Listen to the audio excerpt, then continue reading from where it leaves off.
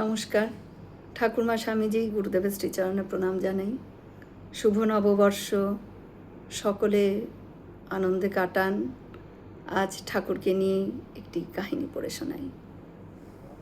রাত পোহালেই পয়লা বৈশাখ, পরের দিন নববর্ষ। ভোরবেলায় মাস্টারমশাই গঙ্গা স্নান সেরে এসে ঠাকুরকে প্রণামপূর্বক দেখলেন ভক্তি ভরে। গৃহীভক্তরা সব একে একে আসছেন, কারো হাতে ফুলমালা, কারো হাতে মিষ্টি। দক্ষিণেশ্বরে থাকতে ভক্তরা মা কালীর পূজা দিয়া ঠাকুরের ঘরে যেতেন। এখন তো তিনি কাশীপুরে, তাই বছরের প্রথম দিন দলে দলে সকলে কাশীপুরে আসছেন। ঠাকুরের চটি জুতার অবস্থা ভালো নাই। রাজেন ডাক্তার বলেছেন মাপ দিলে তৈরি করে দেবেন।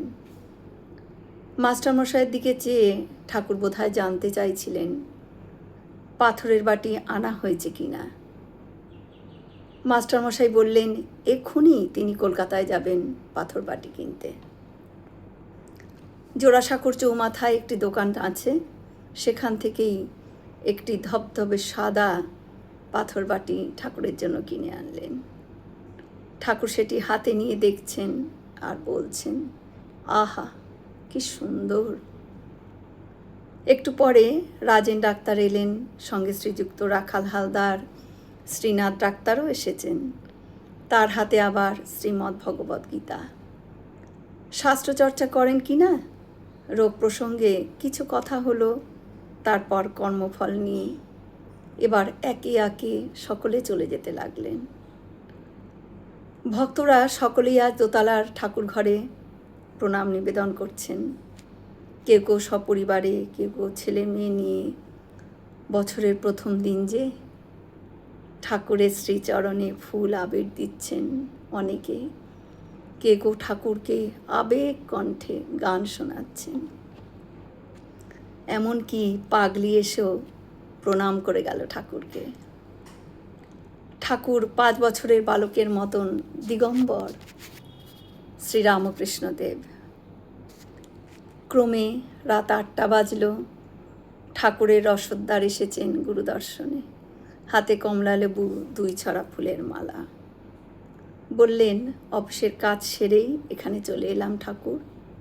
আজ যে পয়লা বৈশাখ, কালীঘাটে না গিয়ে তোমার এখানে এসেছি।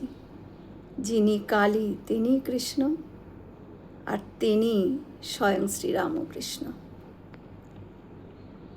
ঠাকুরকে বলছেন, ঠাকুর তোমার জন্য মাত্র 4 আনা দামে একটু ফল মিষ্টি এনেছি।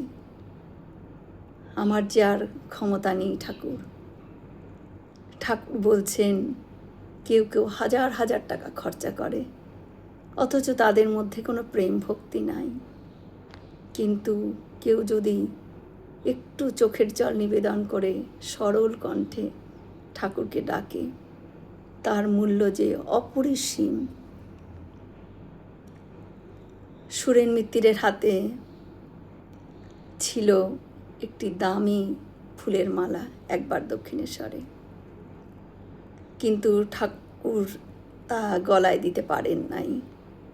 তিনি তা ছুঁড়ে ফেলেছিলেন, কেননা সেই মালাটির মধ্যে ছিল অহংকারপূর্ণ আবেগ।